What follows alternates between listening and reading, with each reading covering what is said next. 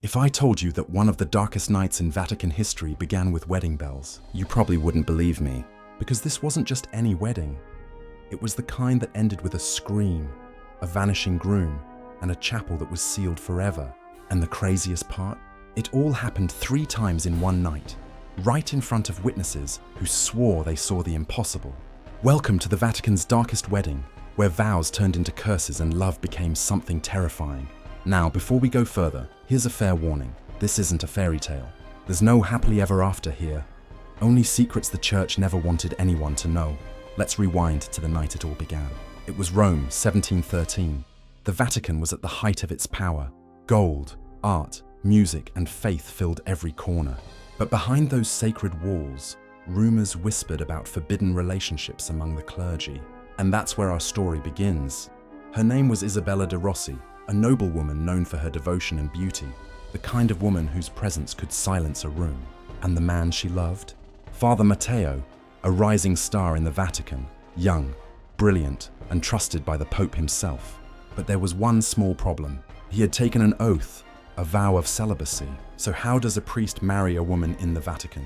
Simple, he doesn't, unless someone powerful decides to look the other way. You can imagine how this must have sounded in 18th century Rome. A priest marrying a noblewoman inside the Vatican. It was a scandal waiting to explode. Yet that's exactly what happened. The ceremony was scheduled for midnight, deep inside a private chapel that had been locked to the public for years. Strange choice for a wedding venue, right? Almost like they didn't want anyone to see what was about to happen. As the clock struck midnight, the air inside the chapel was thick with incense. Candles flickered against marble statues of saints, casting long, trembling shadows. The guests, all members of the Vatican elite, stood silently, their faces pale, their hands clasped. The tension was suffocating. The bride entered, draped in white silk, eyes downcast. The groom followed, his priestly robe hidden under a cloak. He looked nervous, too nervous. The ceremony began. A bishop performed the rites, his voice echoing against the stone walls. But then, something felt off. Some guests whispered that the candles began to flicker without wind. Others said the floor beneath them seemed to hum, as if the chapel itself was alive. Still, the couple exchanged vows. The bishop raised the cross and declared them husband and wife. And then, the first shock. Just as the final words were spoken, the groom, Father Matteo, fell to his knees and confessed before everyone. "Forgive me, for I have sinned. I am already bound to another." Gasps filled the chapel. The bride froze. The bishop dropped his Bible. Wait, what? Already married? To who? It turns out, years earlier, Matteo had secretly married another woman before joining the priesthood. And worse, she had died under suspicious circumstances. The Vatican guards rushed forward. The bishop tried to hush the chaos, but the damage was done. Isabella screamed, tearing off her veil. Her white gown was stained with tears. And maybe, depending on who you believe, something darker. That should have been the end of it. But that was only the first of 3 shocks that night. Moments after the confession, as chaos filled the room, a chilling scream echoed through the chapel. One of the witnesses, a cardinal, had collapsed near the altar. At first, they thought he had fainted. But when they lifted him, his hands were covered in blood. No wound, no weapon, no explanation, just blood. Panic spread like fire. Guests tried to run, but the doors were locked from the outside. Now imagine that for a second. Locked inside a Vatican chapel. A man dead, a priest screaming prayers, and the bride crying uncontrollably.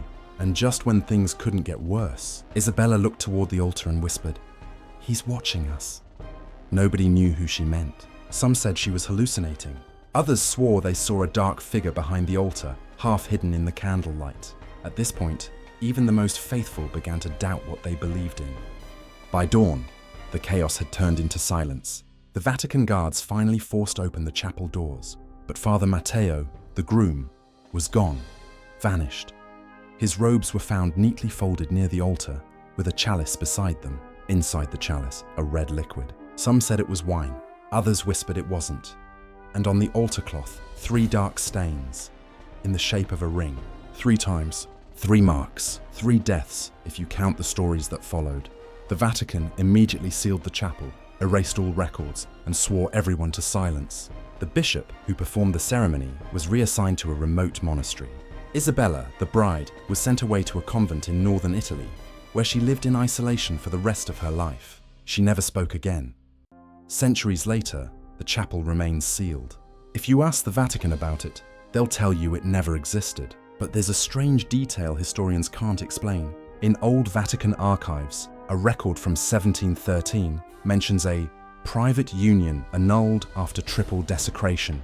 No names, no witnesses, just those words, triple desecration. And if you ever visit Rome, some guides will tell you that if you walk near that sealed chapel at midnight, you can still hear faint organ music and the sound of wedding bells that ring 3 times. Creepy. Definitely. True? Who knows? But every rumor, every whisper points to the same truth.